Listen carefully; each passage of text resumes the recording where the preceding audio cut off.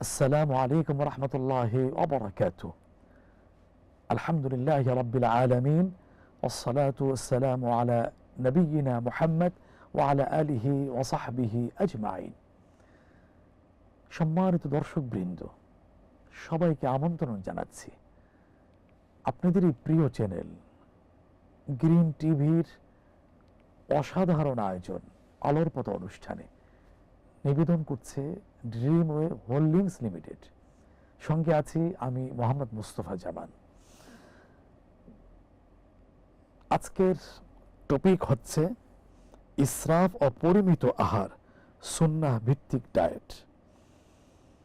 ইসলাম আমাদের শেখায় কম খাও, সুস্থ থাকো এবং অপচয় থেকে বেঁচে থাকো। এই বিষয়টি জানাবার জন্যে একজন ডাক্তার সাহেবকে আমন্ত্রণ জানানো হয়েছে, কারণ তার সাথে বিষয়টা খুবই মানানসই। তিনি আর কেউ নন, আপনাদেরই পরিচিত মিডিয়া ব্যক্তিত্ব, ইসলামী চিন্তাবিদ, গবেষক, মুহতারাম ডাক্তার জুবাইর আল মাহমুদ হাফিজাহুল্লাহ তাআলা, ফ্যামিলি মেডিসিন বিশেষজ্ঞ। খুব গুরুত্বপূর্ণ বিষয়। অনুরোধ রাখছি শুরু থেকে শেষ পর্যন্ত আমরা আমলের নিয়তে সম্পৃক্ত থাকব। আসুন মুহতারামের কাছে আমরা ফিরে যাচ্ছি। মুহতারাম, আসসালামু আলাইকুম ওয়া রাহমাতুল্লাহি ওয়া বারাকাতুহু। ওয়া আলাইকুম আসসালাম ওয়া রাহমাতুল্লাহি ওয়া বারাকাতুহু। আপনাকে সুস্বাগতম, মূল্যবান সময় দিচ্ছেন। ইনশাআল্লাহ আপনার কাছ থেকে নির্ধারিত বিষয়ের উপরে উপকার পৌঁছানোর মতো আলোচনা আমরা শুনবো ইনশাআল্লাহ। ইনশাআল্লাহ আপনাদের প্রতি অশেষ কৃতজ্ঞতা। বারাকাল্লাহু ফীকুম। ওয়া ইয়াকা আইদান। আপনি অবগত হয়েছেন ইসরাফ ও পরিমিত আহার, সুন্নাহ ভিত্তিক ডায়েট। আমরা এই বিষয়ে প্রথমে আপনার কাছে জানতে চাই, ইসলামে ইসরাফ বলতে কি বোঝায়? জাযাকাল্লাহু খাইরান। আলহামদুলিল্লাহি রাব্বিল আলামিন ওয়াসসালাতু ওয়াসসালামু আলা রাসূলিহিল আমিন ওয়া আলা আলিহি ওয়া সাহবিহি আজমাইন ওয়া মান তাবিআহুম বিইহসানিন ইলা ইয়াউমিদ্দিন ওয়া বা'দ। ইসলামে অপব্যয় অপচয় বলতে আসলে দুটি শব্দ ব্যবহার করা হয়েছে, একটা হলো ইসরাফ আর একটা হলো তাবজির।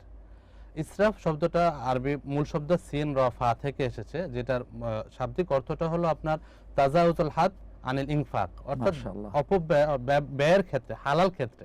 এই ব্যয়টা হবে হালাল ক্ষেত্রে প্রয়োজনের অতিরিক্ত ব্যয় করা বা সীমালঙ্ঘন করা। এই ইসরাফ শব্দটা হালাল ক্ষেত্রে ব্যয়। আরেকটা হলো হারাম ক্ষেত্রে বা ইসলাম যেটাকে অ্যালাউ করে না ওই জাতীয় ক্ষেত্রে যদি কেউ ব্যয় করে, এটাকে বলা হচ্ছে আপনার তাবজির, যেটা আপনার কোরআন সূরা ইসরাতে এসেছে। ইসরাফ এই সম্পর্কে কোরআনুল কারীমে সূরা আল আরাফের 31 নম্বর আয়াতে যদি আমরা দেখি, আল্লাহ সুবহানাহু ওয়া তাআলা ইরশাদ করছেন, আউযু বিল্লাহি মিনাশ শাইতানির রাজিম, ইয়া বানি আদম খুযু যিনাতাকুম ইনদা কুল্লি মাসজিদ ওয়া কুলু ওয়াশরাবু ওয়া লা তুসরিফু ইন্নাহু লা ইউহিব্বুল মুসরিফিন। অর্থাৎ বলা হচ্ছে, হে বনি আদম, তোমরা যখন মসজিদে যাও তো সর্বোচ্চ সৌন্দর্য অবলম্বন করো, তোমরা খাও, পান করো, কিন্তু তোমরা অপচয় করো না, কেননা আল্লাহ সুবহানাহু ওয়া তাআলা যে অপচয় করে তাকে আল্লাহ তাআলা পছন্দ করেন। মাশাআল্লাহ, ইসরাফের সংজ্ঞাটা আপনি খুব সুন্দর করে দিয়েছেন। জাযাকাল্লাহু খাইরান। আমিন। দ্বিতীয় প্রশ্ন হচ্ছে পরিমিত আহারের বিষয় রাসূলুল্লাহ সাল্লাল্লাহু আলাইহি ওয়াসাল্লাম কি শিক্ষা দিয়েছেন? সুবহানাল্লাহ। রাসূলুল্লাহ সাল্লাল্লাহু আলাইহি ওয়াসাল্লাম তো সর্বক্ষেত্রে আমাদের জন্য আদর্শ। এই ক্ষেত্রে আমরা জাস্ট একটা হাদিস যদি উল্লেখ করি তাই মনে হয় যথেষ্ট হয়ে যাবে ইনশাআল্লাহ। রাসূলুল্লাহ সাল্লাল্লাহু আলাইহি ওয়াসাল্লাম একটি হাদিসে বলেছেন, কুলু ওয়াশরাবু ওয়া তাসাদ্দাকু, তোমরা খাও, পান করো, তোমরা পরিধান করো, কিন্তু অপচয় করো না। অন্য একটা হাদিসে বলেছেন রাসূলুল্লাহ সাল্লাল্লাহু আলাইহি ওয়াসাল্লাম যে একজন ব্যক্তির জন্য, একজন ব্যক্তি তার যত মন্দ পাত্র পূর্ণ করে, এর মধ্যে সবচেয়ে মন্দ পাত্র হলো পেট। অর্থাৎ রাসূলুল্লাহ সাল্লাল্লাহু আলাইহি ওয়াসাল্লাম বেশি খাওয়া থেকে নিরুৎসাহিত করলেন। এরপর বললেন যে একজন ব্যক্তির জন্য অতটুকু খাওয়া যথেষ্ট যা তার শির দ্বারাকে, তার মেরুদণ্ডকে সোজা রাখবে। আর ইসলাম কখনো অতিরিক্ত খাওয়া দাওয়া এটাকে আসলে অ্যালাউ করে না। পরিমিত খাও, সুস্থ থাকো, আপনি যেমনটা প্রথমে বলছিলেন, এটা আসলে ইসলামের নির্দেশনা। আর আপনারা ডাক্তারি পেশা থেকেও তো এই ব্যাপারে মেডিকেল সায়েন্সের যুক্তিও তুলে ধরেন যে বেশি খাওয়াটা স্বাস্থ্যের জন্য উপকার বয়ে নিয়ে আসে না, অনেক শুধু আসলে ক্ষতি নিয়ে আসে। এরপরে মুহতারাম, আরেকটি গুরুত্বপূর্ণ এর সাথে সম্পৃক্ত, সেটা হলো অতি ভোজন মানুষের শরীর ও ইবাদতে কি প্রভাব ফেলে? সুন্দর প্রশ্ন। আসলে রাসূলুল্লাহ সাল্লাল্লাহু আলাইহি ওয়াসাল্লাম যেমনটা বলেছেন, এক হাদিসে বলেছেন যে ইন্নাল মুমিনা ইয়াকুলু মিয়া ওয়াহিদ, অর্থাৎ মুমিন এক পেটে খায়, ওয়া ইন্নাল কাফির ইয়াকুলু সাবাতা আমআইন, অর্থাৎ আর কাফের খায় হলো 7 পেটে। আর মুমিন তার খাবার দাওয়াটা, অন্য হাদিসে রাসূলুল্লাহ সাল্লাল্লাহু আলাইহি ওয়াসাল্লাম বলেছেন যে একজনের খাবার দুইজনের জন্য যথেষ্ট, দুইজনের খাবার চারজনের জন্য যথেষ্ট। এভাবে ইসলাম সামগ্রিক দিক থেকে আমাদেরকে অল্প খাওয়াতে উৎসাহিত করছে। এবং রাসূলুল্লাহ সাল্লাল্লাহু আলাইহি ওয়াসাল্লাম একটু আগে যে হাদিসটা বলছিলাম যে তিনি বলেছেন যে তোমার পেটকে 3টা ভাগ করো, কেউ যদি অতিরিক্ত খেতে চাও ওই ক্ষেত্রে পেটকে 3টা ভাগ করো, বা সুলুসু লি তাআমিন অর্থাৎ 1/3 রাখো তোমার খাবারের জন্য, ওয়া সুলুসু লি মাইন 1/3 রাখো তুমি তোমার পানির জন্য, ওয়া সুলুসু লি নাফাসিন আর 1/3 রাখো বাতাস বা শ্বাস প্রশ্বাসের জন্য।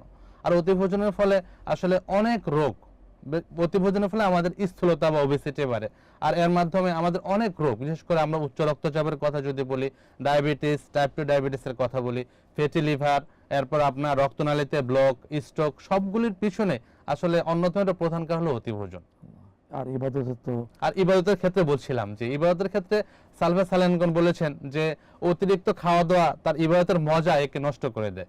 আর অল্প খাওয়ার আপনার প্রত্যেকটা ক্ষেত্রে দেখবেন যে ইসলাম আসলে বিভিন্নভাবে আমাদের লাইফস্টাইলটাকে মডিফাই করছে। অতিরিক্ত খাওয়া দাওয়া করলে আপনার ইবাদতের দিকে আসলে মনোযোগটা থাকে না। আমি আপনি যদি জাস্ট একটু কম্পেয়ার করি, আমরা রমাদানে এবং রমাদানের বাইরে দেখুন কোন সময়তে আমাদের ইবাদতটা বেশি হয়, রমাদানে সাধারণভাবে বেশি হয়। এর কারণটা কি? অন্যতম একটা প্রধান কারণ, একটা বড় সময় আমরা খাওয়া দাওয়া থেকে দূরে থাকি, এই সময়টা আল্লাহ সুবহানাহু ওয়া তাআলাকে জানার, বুঝার, মানার একটু সময় পাই, আমরা রাসূলুল্লাহ সাল্লাল্লাহু আলাইহি ওয়াসাল্লামের সুন্নাহগুলি বেশি বেশি আমল করতে পারি। সুন্দর করে বলছেন, মাশাআল্লাহ। এরপরে প্রশ্ন হচ্ছে সুন্নাহ অনুযায়ী খাবারের সঠিক পরিমাণ কেমন হওয়া উচিত? জাযাকাল্লাহ খাইরান।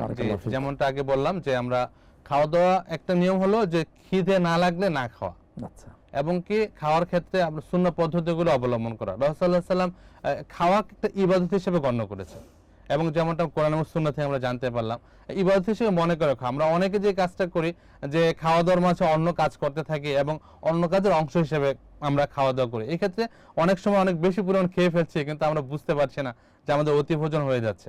এবং কি আমাদের ব্রেনও যখন আমরা আস্তে ধীরে খাওয়া দাওয়া করি তখন লেপটিন নামক একটা পদার্থ ব্রেনে তাকে সিগন্যাল পাঠায় যে তোমার পেট পূর্ণ হয়ে গিয়েছে, তোমার খাওয়া দাওয়া বন্ধ করে দাও। কিন্তু আমরা যখন ধাপে ধাপে শুধু অন্য কাজের সাথে খাইতে থাকি তখন অন্যদিকে মনোযোগটা আমাদের বেশি থাকে, এই ক্ষেত্রে আমরা কন্ট্রোল করে খাওয়া দাওয়া করতে পারি না। আর রাসূলুল্লাহ সাল্লাল্লাহু আলাইহি ওয়াসাল্লাম যেভাবে বললেন 1/3 আমরা আমাদের খাবারের জন্য দিব, 1/3 পানির জন্য, এবং 1/3 হচ্ছে আমাদের শ্বাস প্রশ্বাসের জন্য দিব ইনশাআল্লাহ। এবং কোন খাবার যদি পড়ে যায় ওই খাবারটা আমরা তুলে খাবো, ধুয়ে তুলে খাবো, ডান হাতে খাওয়া দাওয়া করা, কোনো খাবারের অংশ যাতে আমরা ফেলে না রেখে আসি, পরিপূর্ণভাবে যাতে খাবার দাবারটা শেষ করি, এবং কি আমরা একটা গ্যাপ দিয়ে যাতে পানিটা খাই, এই বিষয়গুলো অবলম্বন করা সুন্নাহ থেকে আমরা পেয়ে থাকি আসলে। মাশাআল্লাহ। আর এই সুন্নাহকে অনুসরণ করেই তো মেডিকেল সায়েন্স সাফল্যের সাথে জি, যদি সরাসরি স্বীকৃতি না দিলেও প্রত্যক্ষ পরোক্ষভাবে আমাদের সুন্নাহকে অনুসরণ করছে। মাশাআল্লাহ। এবং আপনি জেনে একটা অবাক হবেন যে এই যে আমরা একটা ইন্টারমিডিয়েট একটা ফাস্টিং করছি আমরা রমাদানে, এই সিয়ামের উপর গবেষণা করে একজন অমুসলিম জাপানি বিজ্ঞানী ওসামো, সে 2016 সালে নোবেল পুরস্কার পেয়েছিলেন। এর চেয়ে বড় কথা হলো তিনি ইসলাম গ্রহণ করেছেন। মাশাআল্লাহ, আলহামদুলিল্লাহ। ডাক্তার হিসেবে আপনার এই যে স্বীকৃতিটা, এই বিষয়টা আরো বেশি ওজনদার হলো। আরো প্রশ্ন আছে, জানবো ইনশাআল্লাহ বিরতি থেকে ফিরে এসে। ইনশাআল্লাহ। প্রিয় দর্শক, নিশ্চয়ই আপনারা উপভোগ করছেন মুহতারামের এই চমৎকার আলোচনা। সময় হয়েছে ছোট্ট একটা বিরতিতে যাবার, ফিরে আসছি কিছুক্ষণ পর, সাথেই থাকুন।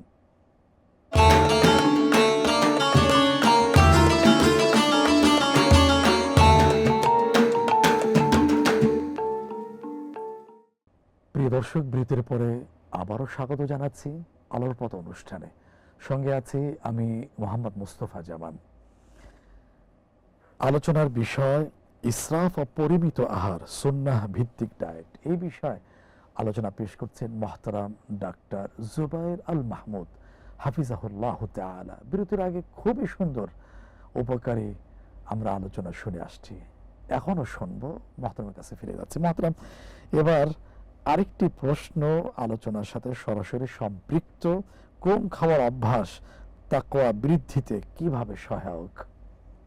নিঃসন্দেহে আমরা একটু আগে কিছুটা টাচ দিয়েছি, কম খাওয়া আমাদের সর্বক্ষেত্রে আমাদের জন্য মানে সহায়ক হয়, এবং কি আমরা যদি কম খাই তাহলে আমরা হচ্ছে আমাদের প্রবৃত্তিকে দমন করতে পারি এবং ইবাদতে বেশি পরিমাণ মনোযোগ দিতে পারি। আমরা যদি আমাদের পূর্বের সালফে সালেহিনদের দিকটা দেখে থাকি, তারা তারা অনেক ক্ষেত্রে সালফে সালেহ এরকম ছিলেন যে তারা খাবার কষ্ট করে খেতে হবে, এজন্য না খেয়ে শুধু প্রসেস ফুডগুলো খেতেন, আল্লাহ, অর্থাৎ যাতে সময় কম লাগে তারা জি, ইবাদতে জি। বেশি মনোযোগ দিতে পারেন। জি। এবং কি খাওয়ার পর পর আল্লাহ তাআলা শুকরিয়া আদায় করার মাধ্যমে আল্লাহ তাআলা নিকটবর্তী হওয়া যায়, তাকওয়া অর্জন করা যায়। এবং কি আল্লাহ রাসূলুল্লাহ সাল্লাল্লাহু আলাইহি ওয়াসাল্লাম আমাদেরকে চিকিৎসার একটা অংশ হিসেবে বলেছেন, যারা বিবাহ করতে সামর্থ্য না, হ্যাঁ, ফাইনাল সিয়াম ফাইনাল উইজা, তোমরা সিয়াম পালন করো, এটা তোমার জন্য হচ্ছে যৌন প্রবৃত্তিকে নিবারক হয়ে দাঁড়াবে ইনশাআল্লাহ। ইনশাআল্লাহ। এরপরে আরেকটি জিজ্ঞাসা হলো, খাবার অপচয় করা কেন ইসলামে নিষিদ্ধ? আল্লাহু আকবার।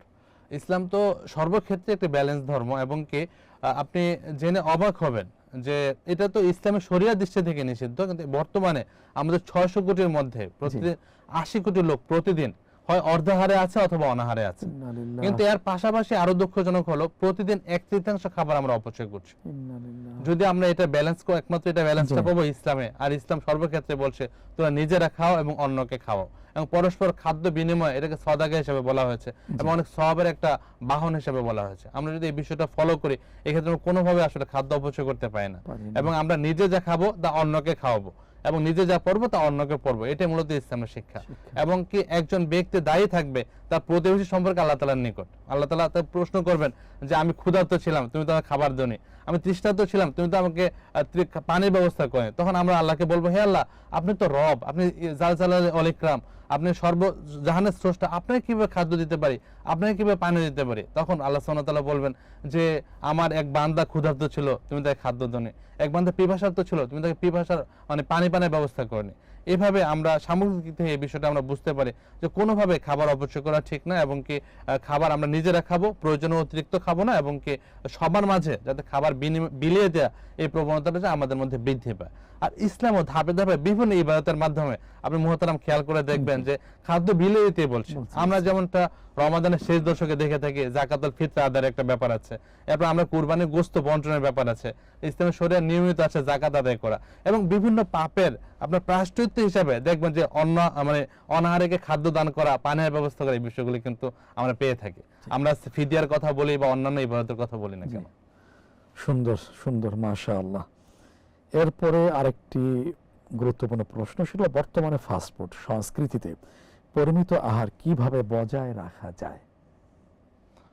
ফাস্ট ফুড এটা শরীরের জন্য লাস্ট ফুড, আমাদের জন্য কোনোভাবে এটা উপকারী হতে পারে না।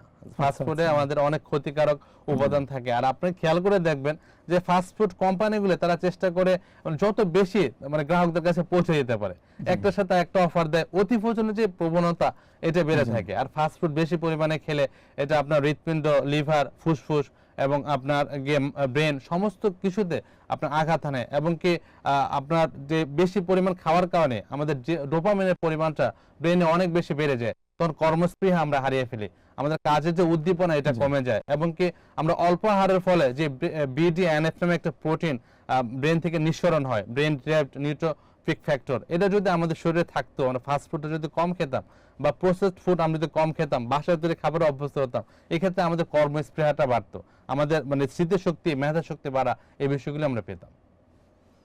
আল্লাহ এই ব্যাপারে সচেতন হওয়ার তৌফিক দান করুন, বিশেষ করে যারা অভিভাবক জি, তাদের পর্যায়ে। এরপরে আরেকটি গুরুত্বপূর্ণ বিষয় আপনার কাছে সুন্দরভাবে শুনবো ইনশাআল্লাহ, সেটা হলো সুন্নাহ ভিত্তিক ডায়েট সুস্থ জীবন গঠনে কি ভূমিকা রাখে? সবচেয়ে বড় কথা, শরীয়ত প্রণেতাই তো সবচেয়ে ভালো জানেন যে তার বান্দার জন্য বা তার উম্মতের জন্য কোন বিষয়টা সবচেয়ে উত্তম এবং সঠিক হবে। এবং আল্লাহ সুবহানাহু ওয়া তাআলা কিন্তু বলে দিয়েছেন তার গাইডলাইন। আল্লাহ সুবহানাহু ওয়া তাআলা দুনিয়াতে যা আছে তা আমাদের জন্য সৃষ্টি করেছেন, কিন্তু সর্বক্ষেত্রে আমাদের সুন্নাহ পদ্ধতিটা ফলো করা উচিত। এবং আমরা যদি সুন্নাহ পদ্ধতি ফলো করি তাহলে আমরা সুস্থ থাকতে পারবো, এবং কি আমাদের আগের জামানায় যে বীর যোদ্ধা সেনারা ছিলেন তাদের মতো আমরা ভূমিকা পালন করতে পারবো। বিশেষ করে খাওয়ার যে সুন্নাহগুলি আছে, আমরা খাওয়ার শুরুতে বিসমিল্লাহ বলে পান গ্রহণ করা, খাওয়ার শেষে আলহামদুলিল্লাহ বলা, এবং কি আস্তে ধীরে সুস্থে খাওয়া। বিস্তারিত বললে। জি জি জি জি। এরপর আপনার যখন পানের ক্ষেত্রে বিশেষ করে যদি বলি যে দাঁড়িয়ে পান না করা, বসে পান করা, পানের ক্ষেত্রে আমরা ধাপে ধাপে পান করা, এক শ্বাসে না খেয়ে ফেলা, আমরা অন্তত 3 শ্বাসে যাতে পানিটা পান করি, এবং খাওয়ার সাথে সাথে পাশাপাশি আমরা আল্লাহ তাআলার শুকরিয়া আদায় করি, শেষে আমরা আলহামদুলিল্লাহ পাঠ করি। এরপর আমরা যখন এর মাঝখানে একটু জিজ্ঞাসা, সেটা হলো পানি পান করার সময় নিঃশ্বাস কি পাত্রে ফেরার কি কোনো সুযোগ আছে কিনা, বা এটা মেডিকেল যে সায়েন্সের আলোকে নিঃশ্বাসে কিভাবে আপনার দেখেন? পাত্রে না ফেলাই উচিত, না ফেলা উচিত। না ফেলাই উচিত। এতে কিছু ক্ষতিকারক পদার্থ নিঃসৃত হয় যারা শরীরের জন্য কার্বন ক্ষতিকর। ডাইঅক্সাইড কার্বন ডাই অক্সাইড নিঃসৃত হয়, এটা শরীরের জন্য ক্ষতিকর। একান্ত এই জন্য তো রাসূলুল্লাহ সাল্লাল্লাহু আলাইহি ওয়াসাল্লাম বলেছেন করেছেন। যে একটু গ্যাপ দিয়ে খাওয়া এবং পাত্রে পানি না ফেলা, জি। পান পাত্রে শ্বাস না নিঃশ্বাস না ফেলা, ফেলা, শ্বাস জি। না ফেলা। এই বিষয়টার দিকে মনোযোগ দিয়ে আমরা খাদ্য গ্রহণের ক্ষেত্রে বিশেষ করে আমরা অতি ভোজন করব না, যতটুকু আমাদের খাওয়া প্রয়োজন। অনেক সময় আমাদের এরকম হয় যে আমরা ভালো খাবার পেয়েছি তো খাচ্ছি, কিন্তু বেশিক্ষণ কিন্তু থাকে না খাবার। খেয়াল করে দেখবেন হয়তো আল্লাহ না করুন হয়তো আমাদের মানে ফুড পয়জনিং হচ্ছে বা অন্যান্য অসুবিধা হচ্ছে, এবং বেশি যদি আমরা খেয়ে থাকি এটা আমাদের শ্বাস প্রশ্বাসের উপরে কিন্তু একটা ইফেক্ট ফেলে, আমাদের ডায়াফ্রামের উপর একটা চাপ পড়ে, তখন আমাদের শ্বাস নিতে কষ্ট হয়। এরপর আমাদের পেপটিক আলসার ডিজিজ বা গ্যাস্ট্রিক আলসার, এরপর আমরা গ্যাস্ট্রোএসোফেজিয়াল রিফ্লাক্স ডিজিজ অর্থাৎ বদহজম জনিত যে সমস্যা, এই সমস্যাগুলো বেশি পরিমাণে হয়। এক্ষেত্রে আমরা চেষ্টা করব সর্বক্ষেত্রে সুন্নাহর উপর অনুসরণ করা, যা আমাদের জন্য এবং সবার জন্য উপকারী হবে ইনশাআল্লাহ। ইনশাআল্লাহ। আরেকটা কথা বলছিলেন পানি পান করার ক্ষেত্রে, খাবারের শুরুতে পানি পান করে নেওয়া না খাবারের মাঝখানে বা খাবারের শেষে, এই ব্যাপারে যদি একটু এই ক্ষেত্রে বলতেন। আপনার কারো যদি প্রয়োজন হয় এটা ম্যান টু ম্যান ভেরি করতে পারে, জি। যার যেভাবে সুবিধা। তবে খাবার আগে একটু পান করে নিলে আপনার পেটটা একটু পরিপূর্ণ মনে হবে, ওই ক্ষেত্রে কম খাওয়া হবে, আবার যেটা এছাড়া শরীরের কি জন্য উপকারী হবে। আপনাদের কাছ থেকে শুনি যে আগে তো পানি পান করে নিলে জি জি খাদ্য নালে তো ভেজে যায়, জি, জি, জি। পাশাপাশি খাদ্য হজমও সহায়তা করে। সেটার সিস্টেমটা কি যদি একটু বলতেন। যে এই ক্ষেত্রে আপনার প্রথমে যদি আমরা পানিটা দিয়ে থাকি তাহলে পানিটা নিলে ওই ক্ষেত্রে আমাদের যে ট্রাকটা আছে এই ট্রাকটা একটু আপনার সঞ্চিত হওয়ার কারণে ওইখানে একটু স্মুথনেস বা পিচ্ছিল পদার্থগুলো সিক্রেশনটা বেশি হয়। পরবর্তীতে আমরা যখন খাদ্যটা গ্রহণ করি আমরা সহজে হজম করাটা সহজ হয়। পাশাপাশি আমরা যদি খাবারটা একটু বেশি করে চিবিয়ে খাই এটা আমাদের জন্য উপকারী হবে, এবং আমাদের যে স্টোমাকে যে অ্যাসিড আছে অ্যাসিডের যে মানে প্রক্রিয়া বা বিক্রিয়াগুলো ভালোভাবে সম্পন্ন হবে। জি, মাশাআল্লাহ, আপনি সুন্দর করে আজকের টপিকটা এখানে তুলে ধরেছেন। আল্লাহ তাআলা এখান থেকে উপকৃত হওয়ার তৌফিক দান করুন। আর আপনাকে অনেক অনেক ধন্যবাদ। জাযাকাল্লাহু খাইরান। ওয়ালাইকুম আইদান এবং গ্রিন টিভি কর্তৃপক্ষকে ধন্যবাদ আমাকে সুযোগ করে দেওয়ার জন্য। জি, প্রিয় দর্শক মহতারাম খুব সুন্দর আলোচনা পেশ করেছেন। আলোচনা থেকে এই বিষয়টা স্পষ্ট হয়েছে, পরিমিত আহার শুধু সুন্নাহ নয়, এটি সুস্থ ও সুন্দর জীবনের চাবিকাঠি। সেজন্য আল্লাহ তাআলা আমাদের সবাইকে ইসরাফ থেকে বাঁচিয়ে রেখে সুন্নাহ অনুযায়ী জীবন তৈরি করার তৌফিক দান করুন, এই প্রত্যাশা আছে। এখানে বিদায় নিচ্ছি। শুরু থেকে শেষ পর্যন্ত যারা আমাদের সাথে যুক্ত ছিলেন সবার প্রতি কৃতজ্ঞতায় জাযাকুমুল্লাহ খাইরান। আগামী পর্বে নতুন কোনো বিষয় নিয়ে, নতুন কোনো অতিথি নিয়ে হাজির হব। ততক্ষণ আল্লাহ আমাদের সবাইকে সুস্থ রাখুন, পরিমিত আহারের সাথে রাখুন ঈমান ও আমলের সাথে। এই প্রত্যাশায় আসসালামু আলাইকুম ওয়া রাহমাতুল্লাহি ওয়া বারাকাতুহু।